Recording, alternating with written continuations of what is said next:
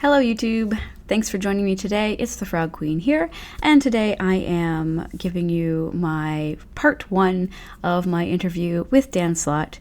If you're not familiar with Dan Slott, he is the man who wrote, Spider-Man for almost the last 10 years. Responsible for pretty much creating the Spider-Verse.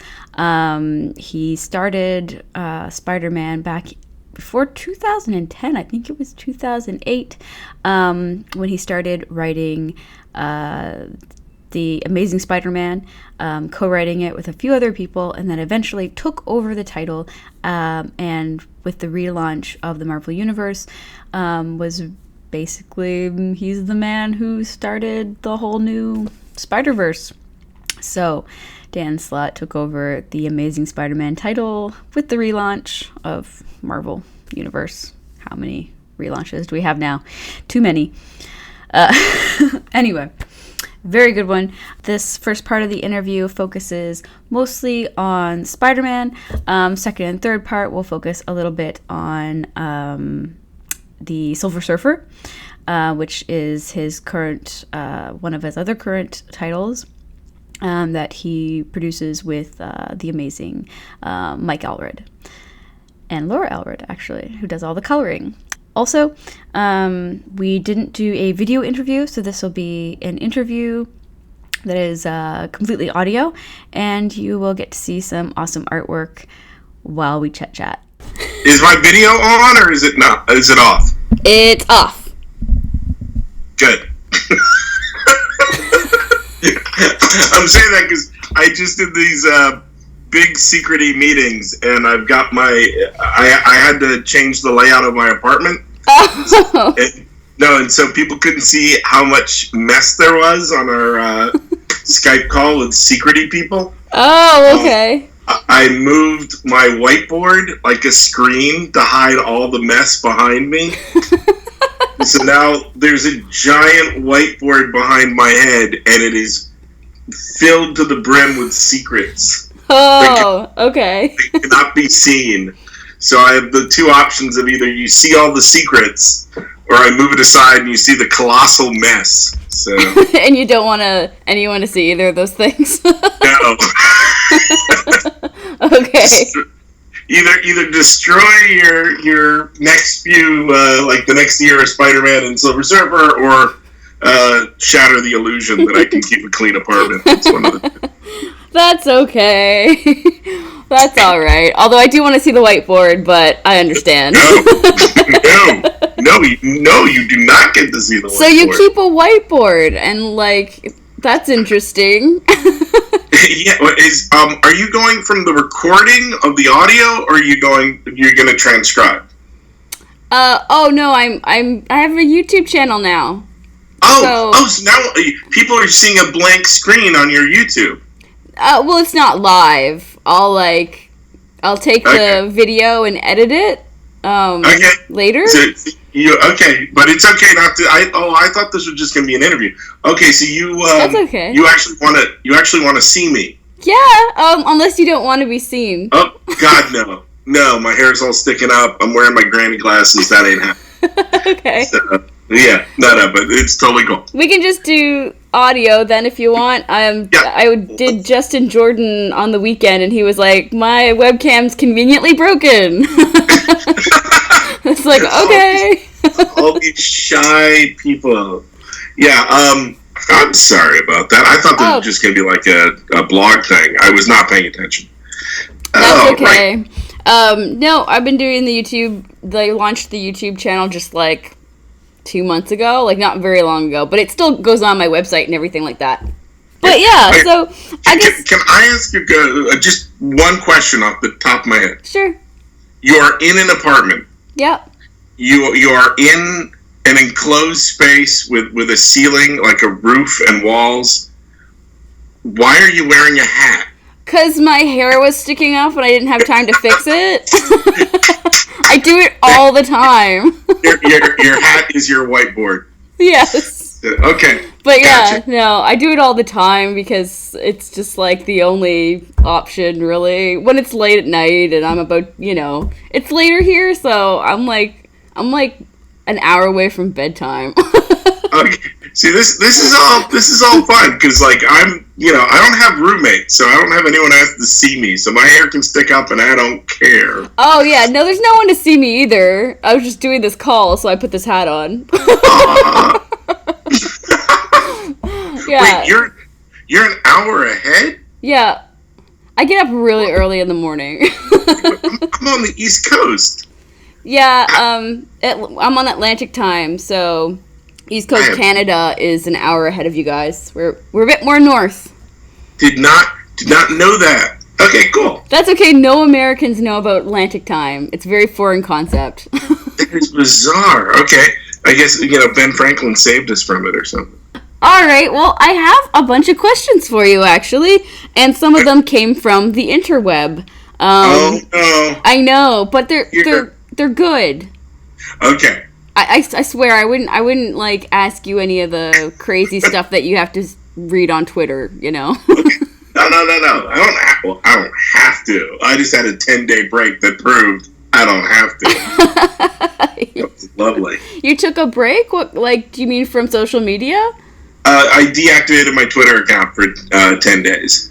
Wow. Yeah, it actually merited articles. People wrote about, he quit Twitter. Oh my god. I deactivated my account and then reactivated it later. No, because there's certain hot button issues that I will not back down from. Right. This is all totally free to use. Okay. On YouTube. No, they're just certain, like, my personal beliefs and politics, and if you just start arguing about it, I will argue, and hours will go by, and I will not back down, and Twitter's a really bad place for that. So when Trump moved to put Bannon in his cabinet as his chief strategist. Right. I just started arguing with people left and right, like white nationalists and Nazis and blah, blah, blah, blah. And then I could just see it. I could just see hours of my life dissipating. and this thing that, like, I just saw Jimmy Palmiotti put up a thing on Facebook saying that he's no longer doing cons after October. I think I read something about that, yeah. Yeah, and there's a reason for that, which is when you're working for the big two, and November and December come along, they're the craziest months of the year. There are times when the printers shut down. They just shut down, and you still need your comics. So that means everyone in the industry has to, like, double their speed. Wow. So that everything gets done within a faster amount of time, so that things can get printed out ahead of time and then retailers can sit on it. Oh, yeah. Does that make sense? So you still totally get your comics week to week to week to week. Right. Regardless of the fact that there was Thanksgiving or Christmas or New Year's. And everyone taking longer holidays. And what that means is everyone just, in the comic industry, especially for the big two, you step up. Yeah. And that's the part of the year where you go the craziest. And just so much stuff on your shoulders. And also it might mean, for if certain, maybe the company didn't hit what it wanted to for the quarter or for the year. And they suddenly produce more projects. Then everyone goes even crazier. So it's like, there was, in the 10 days I was off Twitter, I got so much done. Because it had to, or people would have found me and killed me. So, so much Spider-Man stuff got done, and a little bit of Silver Surfer, but way too much Spider-Man stuff got done. Do you ever get, like, burnt out with Spider-Man? Has that ever happened to you yet? Because you've been writing it since, like, 2010, right? I was working with the Brand New Day team. We started work far ahead of time before it was released. Right. Like, we were working before One More Day, long before One More Day was finished. Oh, okay. So we were working on it, though people didn't see it in 2007. Oh, wow. Yeah, and then our first issue came out January 2008, like the first book of the year. So I've been on Spidey. I'm getting ready to head into year 10. Wow. Yeah, but I've been the solo writer since November 2010. Okay, that's probably what I'm thinking of then. Yeah, that's why I'm getting it. After the what was it? Big Time. Big Time. Thank you. My brain just went bleh on me. I don't burn out on Spidey. He's my favorite character in all of fiction. He's my favorite guy. If the camera was on, you'd be able to see it. It looks like a toy store blew up in here, and it's all Spider-Man. That's great. Yeah, I love Spider-Man. A lot of people go like, "Oh, do you have this Spider-Man thing?" I can just like reach down under the table and go, "You mean this?" It was like that before I ever got to write Spider-Man. So this is the dream job. I don't, there are times I get overwhelmed. I wouldn't call it burning out. Right. I get overwhelmed by the pressure of it all. It's one of Marvel's best-selling titles, so they do not like it if it misses shipping, so it doesn't. Right. So that just doesn't happen. It doesn't happen. So, they squeeze me harder and more juice comes out. It just happens. And if it means you don't sleep a couple nights in a row, you don't. Oh, Lord. That can't do it. Yeah, or if it gets really hectic, I call up Chris Gage and I go, "Help me! Go write some issues with me. I can't miss deadlines." It's trippy. People go like, "Oh, but I see you on Twitter all the time," or this, or I'm like, "No, you see me on Twitter the amount of time you're on Twitter. You have a job." Yeah. Go on Twitter. I have a job, and I go, there's only so many hours of the day I'm going to spend working on Spider-Man, or I'd go crazy. So that there does have to be a job aspect to it where, you clock out, and it's good night, Sam, good night, Ralph, and you leave the sheep meadow. Do you have just... Oh, sorry, continue. No. I was just going to say, do you have just, this, ridiculous book full of every Spider-Man idea you could possibly think of? You got your whiteboard, but I just feel like you must have just this giant encyclopedia of possible Spidey stories for the future. When we had our first meeting for a Brand New Day, all the writers, we were all in the room, and who else was there? Steve Wacker, who was the senior editor of Spidey, Tom Brevoort, who's our senior VP, and Joe Quesada was there as well, back when he was EIC. Right. And we were told to, come to the table with some ideas. And there are all these, there was an easel with this butcher paper on it. And we were tossing out ideas, and I had all my stuff on my notebook. And I just kept throwing out ideas. And Joe kept writing stuff on the butcher paper.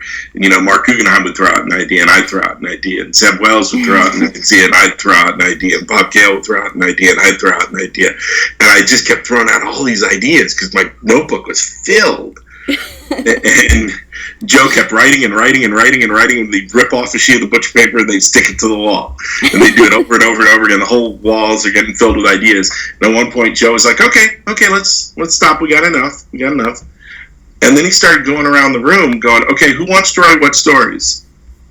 And everyone starts picking their own stories, of course. And one of the writers, who only threw out a few ideas, right, started picking some from my ones that I'd thrown out. And you're like, no, those are mine. Yeah. I'm like, that's back off, get your own sandwich. Yeah, And there are all these, but we were looking at it all like these communal ideas that were all up on the walls, and and at one point, Quesada, when I was making the move, but that's mine. I want to write that one. I want to write that one. And Joe went, Dan, you can't write them all. Yeah. And Unfortunately. then years later, Steve made me solo guy, and I was like, yes, I can. I can write them all. When I had my first big time meeting with Steve, like we had a lunch, and I was making a pitch to Steve. I knew that Brand New Day was coming to an end. And I knew they were going to take Amazing Spider-Man and make it go from 3 times a month to twice a month with one writer. Right. And that there'd be a satellite book, Avenging Spider-Man, which would basically be Spider-Man team-up. And I figured I was on both of the Brand New Day teams. Like at one point, it was me and Guggenheim and Bob Gale and Zeb. And then eventually those 3 guys went away. And we brought in Mark Waid and Joe Kelly and Fred Van Lente. Like suddenly we had like a new team with fresh horses. And I was the only one they could not pry off. I was like, I'm not leaving. And I just assumed when it was over, they would go to one of the fresher horses. Oh, okay. This guy's been on the book for all of Brand New Day. Why bring him on? Or I assumed if it wasn't going to be one of the newer guys for the next generation, I just assumed they'd scrap all of us and give it to like Ed Brubaker or Matt Fraction or something. Oh. Like why would you go with the old guys?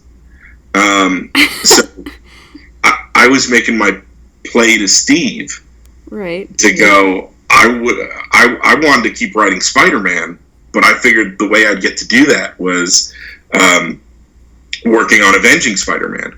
I was making a jump for the Lifeboat. Okay.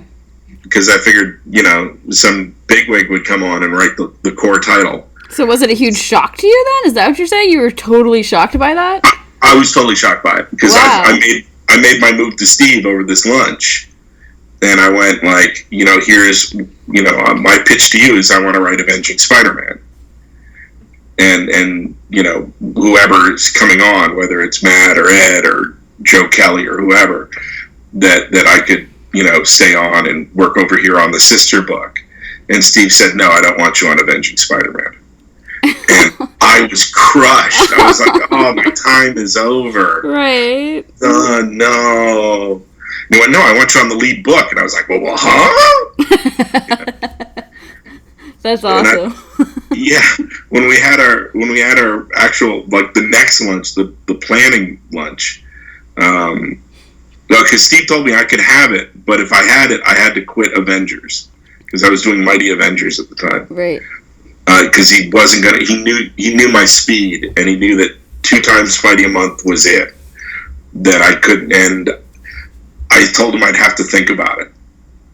And he walked away with Brevoort from the lunch, and I was walking home, and I called my dad up on the phone in the cell, and I told him what had happened, and he went, well, quit Avengers. I'm like, what? He said, you've only ever wanted to write Spider-Man. Quit Avengers. Why are you even thinking about this? And I hung up on my dad, and I called up Steve before they'd even reached Marvel. I went, I'll do it! So, yeah, like, when we had our next lunch, he was like, okay, what are your plans? Like, where do you want to go when you do the solo? And I had this yellow legal pad with me, and I started walking him through the first, like, 6 issues. And then I'm, like, flipping pages, and I start walking him through the next 6 issues. And then I start walking him through the next 6 issues. And then the next 6 issues. Oh my god. Steve reaches over and he grabs the yellow legal pad from me, and he starts, and the whole thing is filled. And he's like, we don't have to, you don't have to tell me 3 years of story twice a month. You don't, we're fine. Your first year and a half is fine. No, I've always wanted to do this. So, That's great. That's awesome, though. Can't have a more of a keener, right? There's no one keener. What? There's no one keener. No, it's weird. It's like when they were doing Marvel Now, we were all sitting around this room, one of our Marvel Creative Summits, and like for the longest time at Marvel, for like an 8-year stretch, the flagship book was Brian Michael Bendis' Avengers books. Right.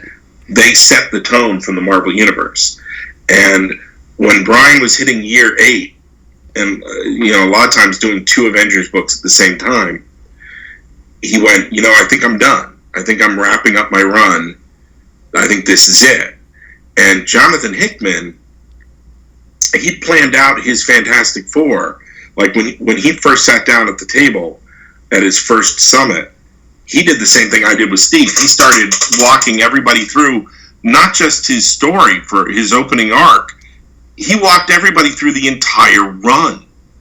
He had this overarching run that he knew he wanted to do, and everyone's looking at him like he was crazy. Like, you don't pitch like so many years of a book and have it be one giant story. Everyone's like, yeah, nice one, Jonathan, like laughing, and then he went and did it. But as a fan, I mean, I think that's comforting to hear, because there's nothing worse than, a series launching and it dissolves halfway through. Nothing is really resolved in the story. There's all these like open gaps, and sometimes it's like, when I'm reading certain series, I'm just like, okay, who made some of these decisions? Because it's just like, it's not organically growing as a story. It just kind of is meandering just to, like, for the purpose of selling comics. Do you know what I mean? Like, so when I hear that something has a front and a back, it's really absolutely comforting. We were all laughing because no one does that. And he had done it, and he pulled it off masterfully. It was amazing, his whole FF run. But the thing is, when you're working for the big two, you got to be flexible, right? Because someone will come down from on high and go, "We're doing a huge crossover called Secret Wars, and the entire universe is blown up for 5 months." Yeah.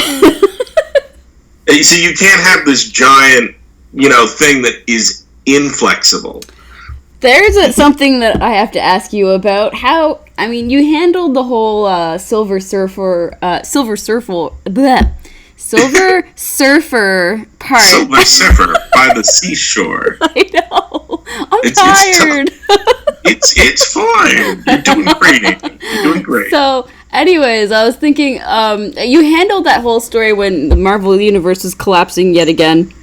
In Silver Surfer so well, and I was so terrified that it wasn't going to come back, that the series wasn't going to relaunch with the new universe.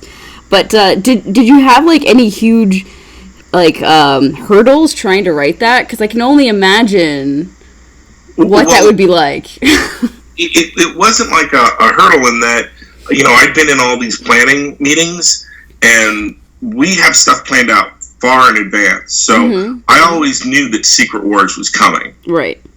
So, you had to build that in to your structure. So I wasn't really worried about that. But there's sometimes, like, when they did the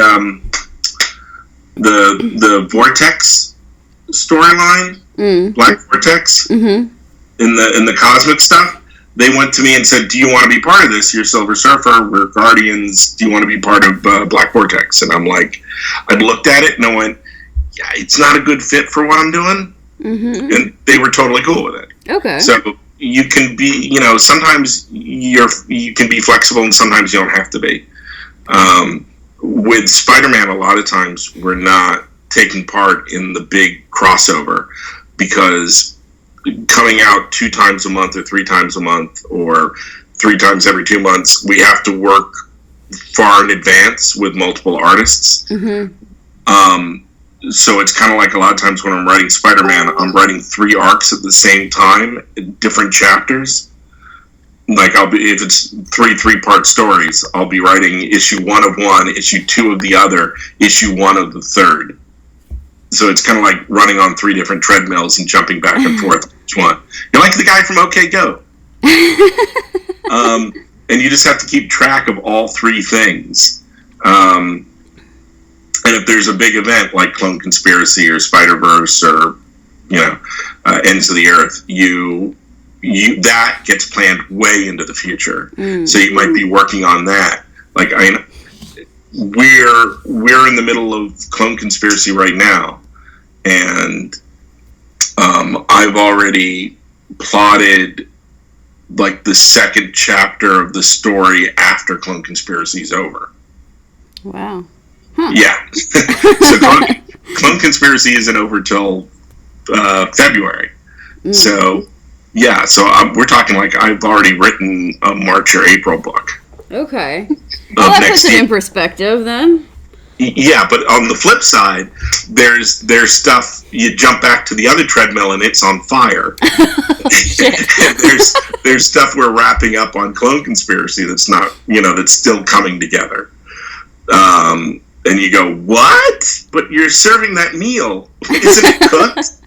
You're like, yeah, we brought in the first few trays and we're working on the next course. It'll be done. It'll be done when you're ready. It'll be fine. It's crazy. It's writing these stories and it's putting together 3 puzzles at the same time and not mixing up the pieces. And then you stand back and it forms an even bigger picture. It's a crazy thing. That's why I need the giant whiteboard. Were you just hitting the whiteboard? Hitting the whiteboard. I love it. But where am I going? But since we have so many moving pieces and so many things that are set, they'll come to me and they'll go, okay, so we're doing Civil War 2, and what's Spider-Man's part going to be in it? And I'm like, well, here's where he's going to be 3 months after that story is over, and we've already written it. So that's why a lot of times you get stuff like, where Chris Gage will come in and do the Amazing Spider-Man Civil War 2, miniseries. Right. Okay. Yeah, and Chris will coordinate that with me, and I'll go, great. But every once in a while, we're able to plan it far enough ahead and work with it far enough ahead that we go, okay, Amazing Spider-Man will take part in Original Sin, and here's how. So sometimes we can make it work, but it takes even more planning. But so like if you're Jonathan and you plan out all of Fantastic Four, you do have to plan it out, but at the same time you need to be flexible. He had a key moment where Johnny is killed in the negative zone, and when he quote unquote kills Johnny in the negative zone, Jonathan knows that a year later he'll come back as this pirate king of the negative zone, right? That he survived, and and he was going to have the FF go down to 3 members. And when I went up to him at one of the retreats and said, hey, what if Spider-Man joins the Fantastic Four? What if Johnny left it in his will that he knows Peter, like the best thing he can leave Peter is his spot on the team, is to give Peter his family, is the greatest treasure he could leave him in his will. And Jonathan was like, that's great. I could have Spider-Man in Fantastic Four? And I'm like, yeah. And being a Fantastic Four fan, I'm thinking, sucker, now I get all the Fantastic Four and Spider-Man. Yeah. I can use them whenever I want. All these thing team-ups, it'll be fantastic. You're like, I tricked you to that one real good. No, we both had a lot of fun with it. And totally. But that was something I threw to him. Mm-hmm. And he was flexible enough in his plans to go, okay, cool, Spider-Man's in my book now. And I'll keep doing the stories I'm doing and planning where I'm planning. But now Spidey's in my book. And that worked out really well for FF, for Future Foundation. So that was great. So you have all these plans, but yes, you have to be flexible for whatever the company needs you to do, because it's their character, it's not your character. Mm-hmm. You know, if you want it to be your character, you have to go off and create our own comics. Yeah. I had this big discussion on Facebook about that today. But it's weird. It's like, you know, some people get very high and mighty about it and going, it should only be create our own comics, or superhero comics have no worth. Dear God, go out and read something besides superheroes. And it's all good. You know, it's all good. I mean, like, my favorite books to read are Saga, and right now I'm loving Reborn and Kill or Be Killed. So, like, I love stuff outside of superhero comics, but I think it's also a little kind of snooty to think that, you know, little Danny Slott, who grew up with Spider-Man footy pajamas on, you know, did you? Wouldn't want to write Spider-Man. No footy pajamas. Damn. But like every Spider-Man toy you can think of. Yeah. Like I am staring down from my bookcase. When I was a little kid, they had these done in the style of John Romita Sr. This bust, these red plastic Spider-Man banks. Right. And I know those. I filled mine up in the 70s as a little kid, putting all my change in from lunch money. And the weird thing was, I was going to use all the money to buy the Batcopter. Oh. I know. Go figure. And my dad, one day when the Spider-Man bust, this giant thing was filled with pennies and nickels and whatnot. It weighed a ton. I took it to my dad and went, I filled it. Like, I think this, whatever's in here is, because I'm a little kid, right, this has to be enough to buy the Batcopter. And he took me to the Jake's Variety Shop, and there it was, this corgi Batcopter I wanted. And then this moment of horror set in. Oh, right. Because you have to destroy the bust, right? Yeah, there was no hole at the bottom. There was none of those little, like, spinny discs where you open it up and all the money comes out. It's one piece with just the hole at the top of the head. Did you do it? My dad said it's silly to leave the money in there. So you did it. So we destroyed it. Oh. And I was wrecked. I destroyed the giant Spider-Man head. It wrecked me. That is really sad. Yeah, but I had fun with the Batcopter. But and I was telling Tom Brevoort that story one day, and then one day, not even it being Christmas, he had found one on eBay and gave it to me as a present. Aww. So that's what stares down at me from my bookshelf, is this giant plastic Spider-Man head. Makes me happy. Aww. That's awesome.